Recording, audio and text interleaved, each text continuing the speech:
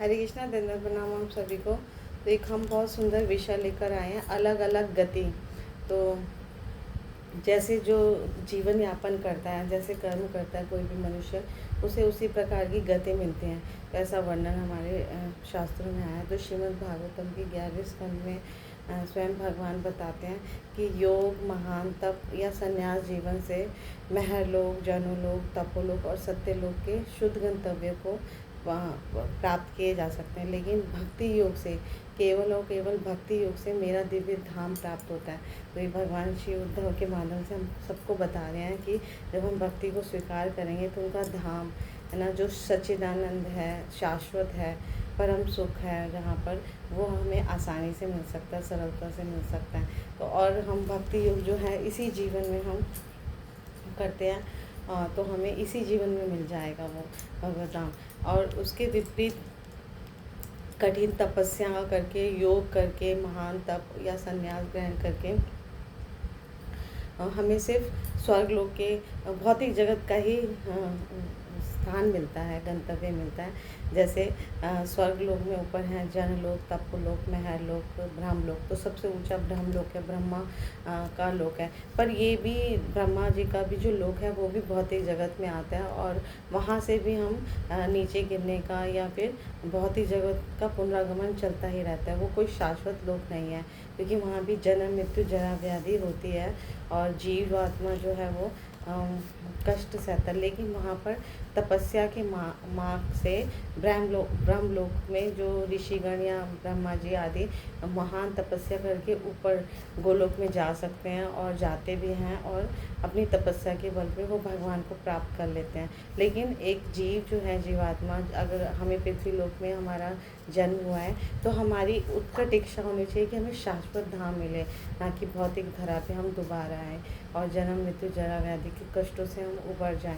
तो श्रील जीव गोस्वामी जो हमारे वैष्णव आचार्य हैं, महान आचार्य हैं, वो भी इस श्लोक में बताते हैं कि जो ब्रह्मचारी होते हैं, तपस्या करते हैं, और वानप्रस्थ आश्रम के जो होते हैं योगी, वो अपने जीवन की किसी विशेष अवस्था में महलोक को प्राप्त कर लेते हैं। और जो आजीवन ब्रह्मचारी रहते हैं, ब्रह्मचर्य का पालन करते हैं, वो जनलोक को प्राप्त कर लेते हैं।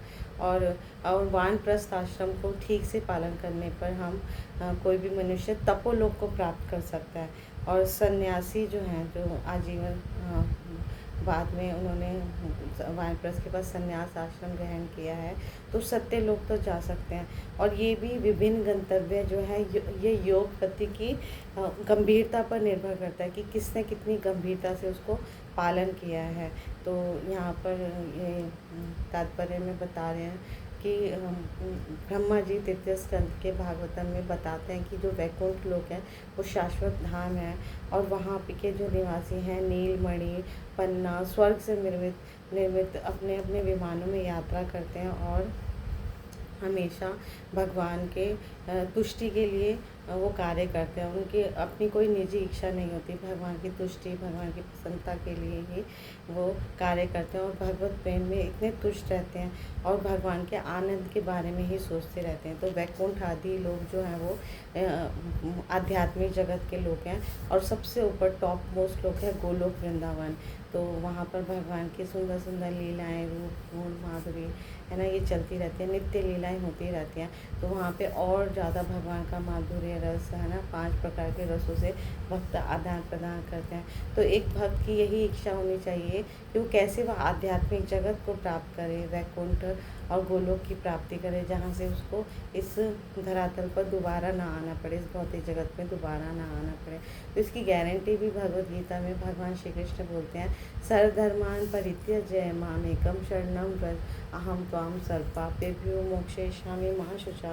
सारे धर्मों को छोड़कर केवल तुम मेरी शरण में आओ, मैं तुम्हें सारे पापों से मुक्त कर दूँगा, डरो मत। और बारंबार मैक्सिमम 9 टाइम्स ऑफ श्लोका वो भगवान कहते हैं कि अगर तुम मेरी भक्ति में आते हो, है ना, मेरा शरण ग्रहण करते हो, तो मैं तुम्हें अपना नित्य धाम दूंगा, है ना, परम शाश्वत धाम दूंगा, जहाँ से तुम दोबारा इस भौतिक जगत में नहीं लौटोगे, है ना। तो ये कितना सौभाग्य है, हमारा सौभाग्य है। भगवान ये निश्चित हमें करते हैं कि अगर तुम मेरी भक्ति में अपना जीवन संलग्न करोगे तो तुम्हें परम निवास मिलेगा, मेरे परम धाम को प्राप्त करोगे। और ये भी बोला जाता है, जन्म कर्म च मे दिव्यम यो वेति तत्वता त्यक्ता देहम पुनर्जन्म नैति मामेति सो अर्जुना।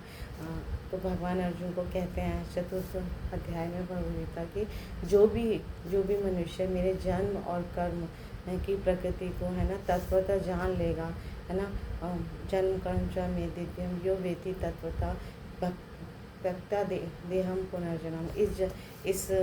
इस जीवन के है ना को त्याग करने के बाद इस धराधाम में वो वापस नहीं आएगा, है ना, इसकी भी गारंटी देते हैं भगवान। तो भगवान का जन्म कर्म लीला सब इतना दिव्य है, तो निरंतर हम इसका श्रवण करेंगे, अध्ययन करेंगे, है ना, तो हमारा इस जीवन के अंत समय में या जीवन के अंत के इस जीवन के बाद हमें इस भौतिक जगत में आना नहीं पड़ेगा, हमें परम सुख परम गति भगवत धाम मिलेगा।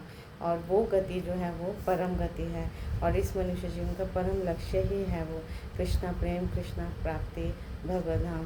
तो ये हम इस कलयुग में कैसे प्राप्त कर सकते हैं, इसका भी स्तुति हमारे साधु गुरु शास्त्र करते हैं कि जब हम कलयुग में हरे कृष्णा कृष्णा कृष्णा हरे हरे, हरे राम राम राम हरे हरे, भगवान के पवित्र नामों का हरे कृष्णा महामंत्र से बारंबार उच्चारण करेंगे, श्रवण करेंगे, कीर्तन करेंगे, है ना, तो हमें ये परम गति बहुत सरलता से आसानी से मिल जाएगी। तो और परम ध्येय को हम प्राप्त करेंगे, और यही मनुष्य जीवन का परम लक्ष्य है। Thank you so much. Guru Maharaj की जय, श्री प्रभुपाद की जय, आप सब भक्त वृंद की जय।